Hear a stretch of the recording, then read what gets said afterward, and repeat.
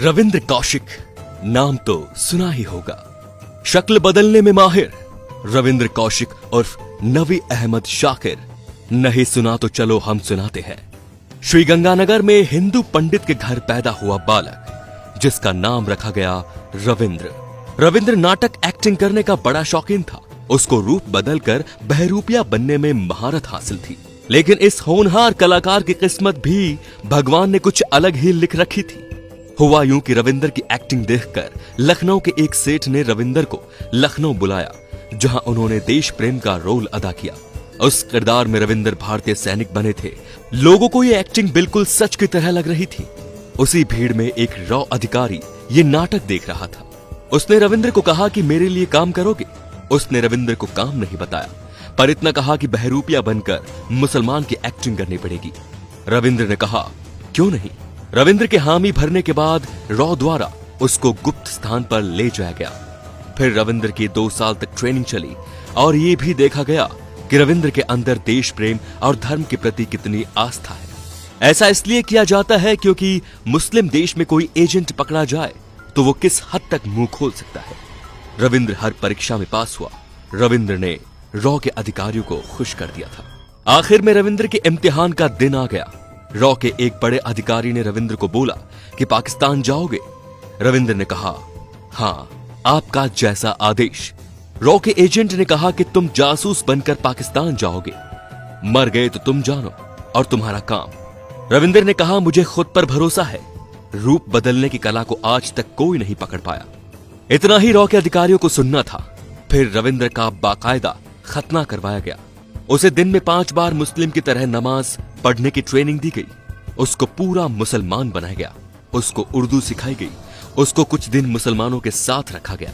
उसको कहा गया कि उसके बारे में किसी को मत बताना, यहां तक कि अपने घर में अपनी मां को भी मत बताना, और तुम्हारे घर में काम के बदले पैसे हम पहुंचा दिया करेंगे। तो रविंद्र ने अपने घर पर यही बताया कि उसकी दुबई में नौकरी लग गई है और वो दुबई में ही रहकर कमाएगा और उनके पास पैसे भेजेगा। परिवार ने राजी राजी खुशी उसे विदा कर दिया। फिर उनको भारतीय सेना द्वारा सीमा पार करवा के पाकिस्तान भेजा गया, जहां अब रविंद्र को अपनी पूरी जिंदगी बितानी थी। रविंद्र ने पाकिस्तान जाकर सबसे पहले अपना शिनाख्ती कार्ड बनवाया और कराची के एक कॉलेज में LLB डिग्री ले ली। फिर एक दिन अखबार में रविंद्र ने पाकिस्तानी सेना का इश्तिहार देखा।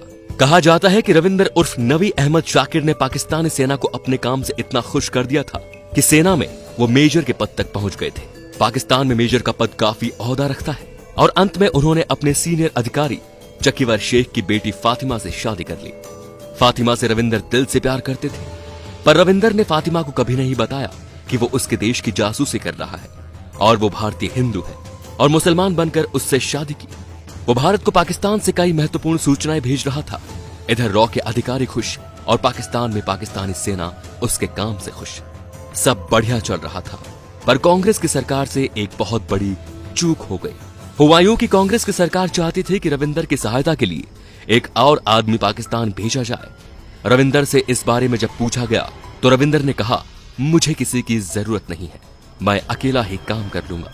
और कांग्रेस सरकार के दबाव में रविंद्र को हामी भरनी पड़ी। फिर एक और रॉ के एजेंट को तैयार करके पाकिस्तान रवाना किया गया।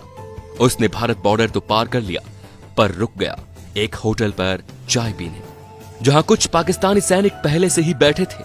उन सैनिकों को इस एजेंट की बोलचाल से शक हो गया। सैनिकों ने उस एजेंट को पकड़ लिया और पूछा कि कौन हो तुम। उस मूर्ख एजेंट ने बोला कि मैं भारत से आया हूं मेरे दोस्त से मिलने, पर समय ही खराब था। उनमें से एक ने कहा बुला कौन है तेरा दोस्त, नहीं तो गोली मार दूंगा। इतना सुनते ही वो रॉ का एजेंट शुरू हो गया और बोला कि मैं रॉ का एजेंट हूं, यहां पर मौजूद पहले से ही रॉ के एजेंट की मदद करने आया हूं, और जो आपके सेना में मेजर हैं, जिसने हिंदू होते हुए भी मुस्लिम लड़की से शादी की, ये सब उसने बोल दिया। पाकिस्तानी सेना एकदम हक्का बक्का रह गई। सेना के एक सैनिक ने कहा तुम उससे कहां पर मिलने वाले थे? उससे उसी प्लान के मुताबिक मिलो, पर उसे शक नहीं होना चाहिए। प्लान के मुताबिक सुबह उसने रविंद्र को जिन्ना उद्यान में बुलाया। रविंद्र समय पर पहुंच गया। दोनों ने हाथ मिलाया। पहले से ताक में बैठे पाक सैनिकों ने रविंद्र को दबोच लिया। खैर रविंद्र को डाल दिया गया पाकिस्तान की अंडरग्राउंड जेल में, जहां न सूरज की रोशनी थी न चांद की ठंडक थी तो बस गुमनामी। कहते हैं रविंदर को उस बैरक में 12 दिनों तक बिना खाने के रखा। रविंदर के लिए जेल की बैरक के ऊपर से पानी डाला जाता था, उतना ही जीना कि वो जीवित रह सके। रविंदर जेल में चाट चाट कर पानी पीते थे। 12 दिन बाद रविंदर को अदालत में पेश किया गया, जहां उन्हें फांसी की सजा सुनाई गई। पर पाकिस्तान की कुछ मानवाधिकार वाली संस्थाओं ने इस फांसी को उम्र कैद में तब्दील करवा दिया। रविंद्र को 12 दिन तक उस गुप्त बंद कमरे में रखने से रविंद्र को हृदय की बीमारी हो गई, जिसका न तो पाकिस्तान की जेल ने इलाज करवाया और न ही उन्होंने इसका हाल जानना चाहा। रविंद्र को अब रोज सुबह से शाम तक खाने में पिटाई, भयंकर पिटाई के अलावा कुछ नहीं मिलता था।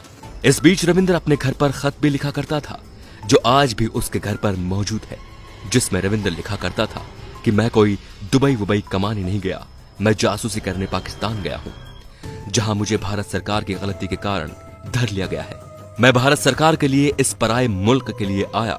मैंने उसको जानकारियां दी, मैंने उनको सन 71 के युद्ध को जीतने में बहुत सहायता की। इंदिरा गांधी ने मुझे ब्लैक टाइगर की उपाधि दी। अब मुझे टीबी और हृदय रोग हो गया है, जिसका इलाज इस मुल्क में नहीं है। मुझे बचा लो, मैं भारत की जमीन पर मरना चाहता हूँ। रविंद्र के पिता बार बार भारत के नेताओं से मिलते रहे। नेताओं ने इतना ही कहा कि उसने एग्रीमेंट साइन किया है कि पकड़ा गया तो उसकी कोई सहायता नहीं होगी। और अंत में 2001 में पाकिस्तानी टॉर्चर सहते सहते रविंद्र ने पाकिस्तान की जेल में प्राण त्याग दिए। भारत सरकार ने रविंद्र का शव लेने से भी इनकार कर दिया। पाकिस्तान की नीचता भी गजब है। उन लोगों ने रविंद्र का शव कचरे के साथ जला दिया।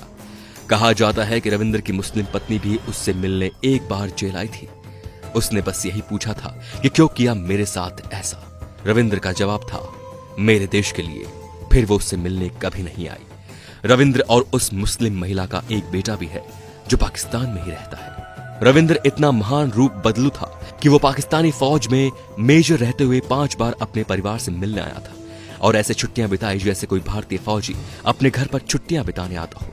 पर कभी पाकिस्तान को उस पर शक नहीं हुआ। बस कांग्रेस सरकार की एक छोटी सी गलती रविंद्र को ले डूबी। तो ऐसे महान वीरों के लिए एक शेर तो बनता है दोस्तों, भारत मां के सच्चे सपूत को मेरा दिल से सलाम। भारत माता की जय। धन्यवाद।